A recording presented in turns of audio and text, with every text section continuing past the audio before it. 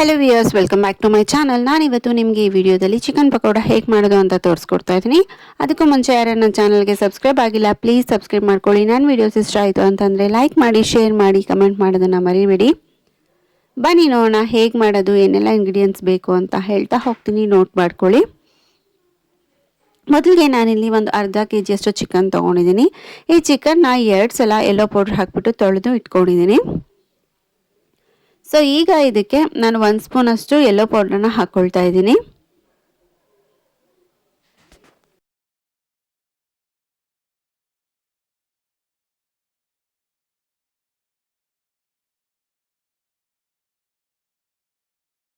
ಹಾಗೆ ಇದಕ್ಕೆ ನಾನು 1 ಸ್ಪೂನ್ ಅಷ್ಟು ಖಾರದ ಪುಡಿ ಹಾಕ್ಕೊಳ್ತಾ ಇದ್ದೀನಿ. ನೀವು ಖಾರ ನೋಡಿಕೊಂಡು ಹಾಕ್ಕೊಳ್ಳಿ. ಸೊ ನೆಕ್ಸ್ಟ್ ಈಗ ಇದಕ್ಕೆ 1 ಸ್ಪೂನ್ ಅಷ್ಟು ಧನಿಯಾ ಪೌಡರ್ ಹಾಕ್ಕೊಳ್ತಾ ಇದ್ದೀನಿ.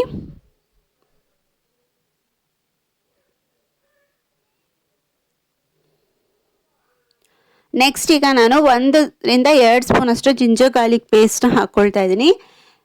ನಾನಿಲ್ಲಿ ಅಂಗಡಿಯಿಂದ ತಂದಿರೋಂಥ ಜಿಂಜರ್ ಗಾರ್ಲಿಕ್ ಪೇಸ್ಟ್ ಯೂಸ್ ಮಾಡ್ತಾ ಇದ್ದೀನಿ. ನೀವು ಬೇಕಂದರೆ ಮನೇಲಿ ಮಾಡ್ಕೊಂಡಿರೋ ಜಿಂಜರ್ ಗಾರ್ಲಿಕ್ ಪೇಸ್ಟ್ನ ಯೂಸ್ ಮಾಡ್ಕೊಳ್ಳಿ, ಇನ್ನೂ ಟೇಸ್ಟ್ ಚೆನ್ನಾಗಿ ಬರುತ್ತೆ.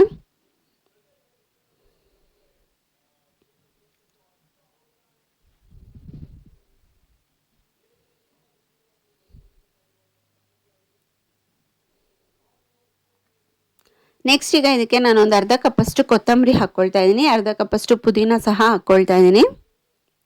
ಸೊ ಕೊತ್ತಂಬರಿ ಮತ್ತು ಪುದೀನ ಹಾಕೋದ್ರಿಂದ ಟೇಸ್ಟ್ ಚೆನ್ನಾಗಿ ಬರುತ್ತೆ, ತಿನ್ನಬೇಕಾದ್ರೆ ಚೆನ್ನಾಗಿ ಅನಿಸುತ್ತೆ ಟೇಸ್ಟು. ಸೊ ಇವೆರಡನ್ನ ಚೆನ್ನಾಗಿ ತೊಳೆದು ಯೂಸ್ ಮಾಡ್ಕೊಳ್ಳಿ, ಬಿಕಾಸ್ ಮಣ್ಣಿರುತ್ತೆ.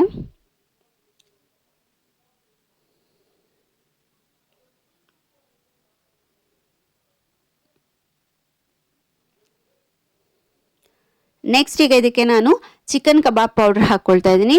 1 ಪಾಕೆಟ್ ಅಷ್ಟು ಚಿಕನ್ ಕಬಾಬ್ ಪೌಡ್ರ್ ಹಾಕ್ಕೊಳ್ತಾ ಇದ್ದೀನಿ.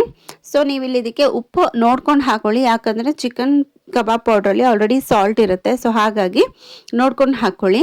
ಹಾಗೆ ಇಲ್ಲಿ ನಾನು ಕಾರ್ನ್ಫ್ಲೋರ್ನ ಆ್ಯಡ್ ಮಾಡ್ತಾ ಇದ್ದೀನಿ. 3 ರಿಂದ 4 ಸ್ಪೂನ್ ಅಷ್ಟು ಕಾರ್ನ್ಫ್ಲೋರ್ನ ಹಾಕ್ಕೊಳ್ತಾ ಇದ್ದೀನಿ. ಸೊ ನೀವು ಕಾರ್ನ್ಫ್ಲೋರ್ ಇಲ್ಲ ಅಂತಂದರೆ ಅಕ್ಕಿ ಹಿಟ್ಟು ಸಹ ಯೂಸ್ ಮಾಡಬಹುದು.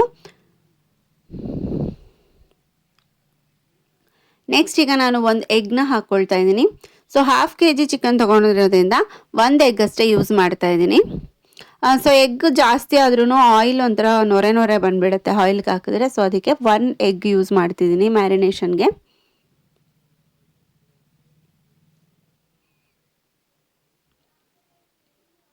ಸೊ ನಾನು ಇಲ್ಲಿ ಒಂದು ಸ್ವಲ್ಪ ಉಪ್ಪು ಹಾಕ್ಕೊಳ್ತಾ ಇದ್ದೀನಿ, ಉಪ್ಪು ನೋಡ್ಕೊಂಡು ಹಾಕ್ಕೊಳ್ಳಿ ನೀವು. ಸೊ ಈಗ ಇದಿಷ್ಟನ್ನು ನೀಟಾಗಿ ಮಿಕ್ಸ್ ಮಾಡ್ಕೋಬೇಕು.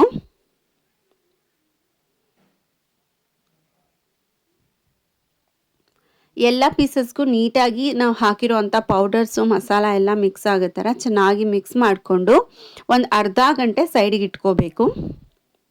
ಸೊ ನೀವು ಇದಕ್ಕೆ ಆದಷ್ಟು ಜಾಸ್ತಿ ಕೊತ್ತಂಬರಿ ಮತ್ತು ಪುದೀನ ಯೂಸ್ ಮಾಡಿ, ಫ್ಲೇವರ್ ಸಖತ್ತಾಗಿರುತ್ತೆ, ಟೇಸ್ಟು ತುಂಬ.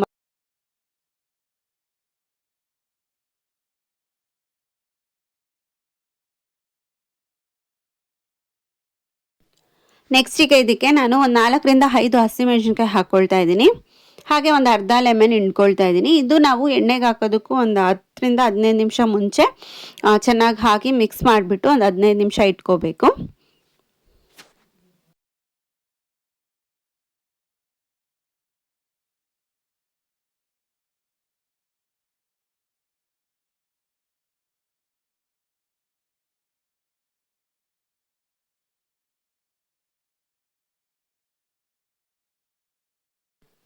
ಸೊ ಈಗ ನಾವು ಮ್ಯಾರಿನೇಟ್ ಮಾಡಿ ಇಟ್ಟಿರೋಂಥ ಚಿಕನ್ನ ಎಣ್ಣೆಗೆ ಹಾಕ್ಕೋಬೇಕು. ಸೊ ಈಗ ನೆಕ್ಸ್ಟು ಬಾಣಲಿಯಲ್ಲಿ ಎಣ್ಣೆ ಹಾಕಿ ಕಾಯಿಸಿಟ್ಕೊಂಡಿದ್ದೀನಿ.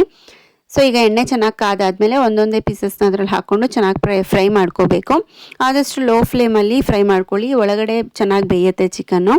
ಬಿಸಿ ಬಿಸಿ ಆಗಿರೋ ಅಂಥ ಚಿಕನ್ ಪಕೋಡ ರೆಡಿ ಆಗಿದೆ ಸರ್ವ್ ಮಾಡಲಿಕ್ಕೆ. ಹೋಪ್ ನಿಮಗೆ ಈ ರೆಸಿಪಿ, ಈ ವಿಡಿಯೋ ಇಷ್ಟ ಆಯಿತು ಅಂತ ಅನ್ಕೊತೀನಿ. ಇಷ್ಟ ಆಯಿತು ಅಂತಂದರೆ ಲೈಕ್ ಮಾಡಿ, ಹೀಗೆ ಸಪೋರ್ಟ್ ಮಾಡ್ತಾಯಿರಿ.